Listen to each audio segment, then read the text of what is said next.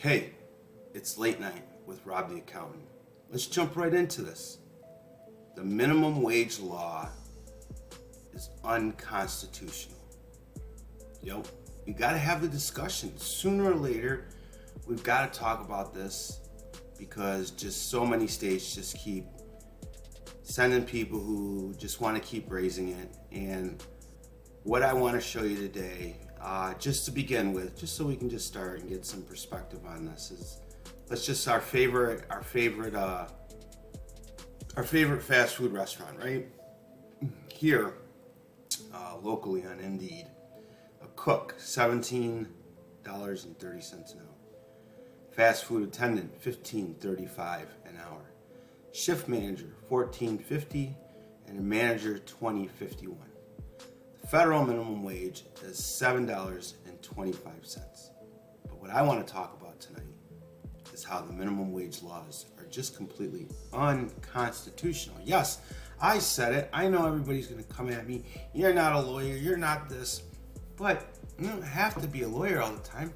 Sometimes you can just read the rules that everybody refers to that says, hey, this is why we do this. So let's take a look at this. All right. So the minimum wage law, according to Cornell Law, very, very prestigious law school in the country, right?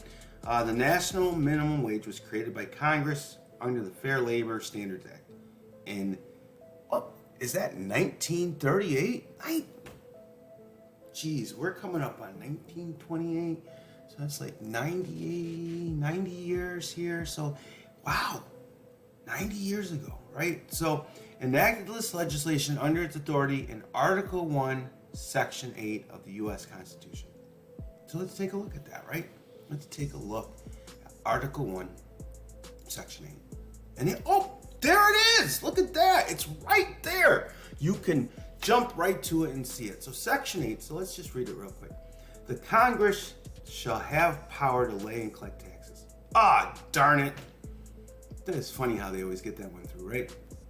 Duties, imports, imposts, and excises to pay the debts and provide for the common defense and general welfare of the United States. But all duties, imposts, and excise shall be uniform throughout the United States. Let's just focus on that one sentence. But all duties, imposts, and excise shall be uniform throughout the United States.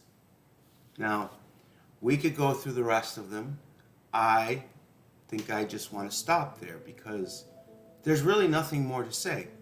But all duties, imposts, and excises shall be uniform throughout the United States. Just hear that. Shall be uniform throughout the United States. Now, you can jump down to support your armies and all this stuff about the government's ability to create a naval air force and all this good stuff, right? But what I want to focus on again is in Section 8 where it says, all duties, imposts, and excise shall be uniform throughout the United States. Okay?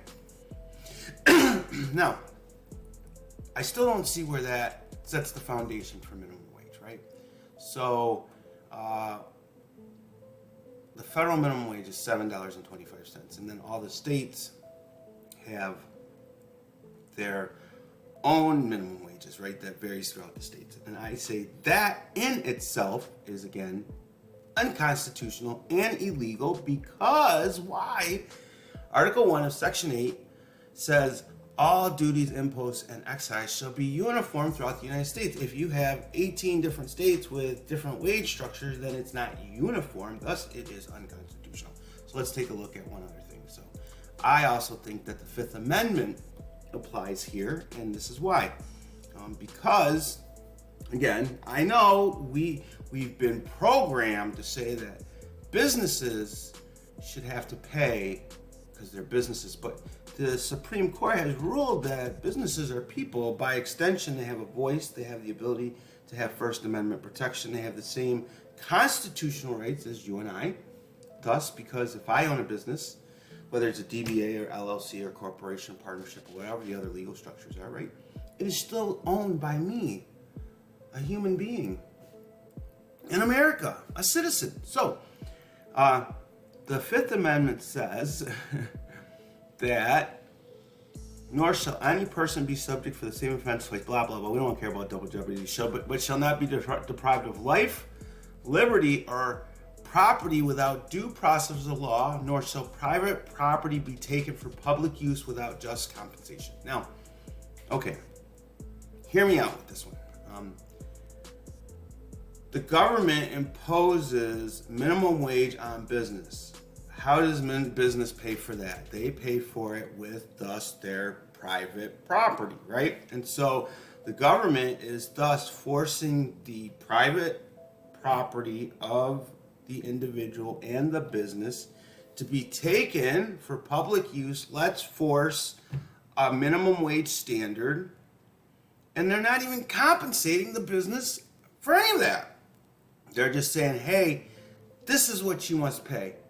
And if you don't, we're going to fine you, right? Now, I know that we go into a little bit more just with regard to equal protection under the law. And so the 14th Amendment would require states to practice equal protection, right? And so if we go back to, again, Article 1, Article 1, there it is, Article 1, Section 8, right?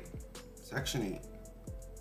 The Congress shall have the power to lay and collect taxes, duties, imposts, and excise to pay the debts and provide for the common defense and general welfare of the United States. But all duties, imposts, and excise shall be uniform throughout the United States.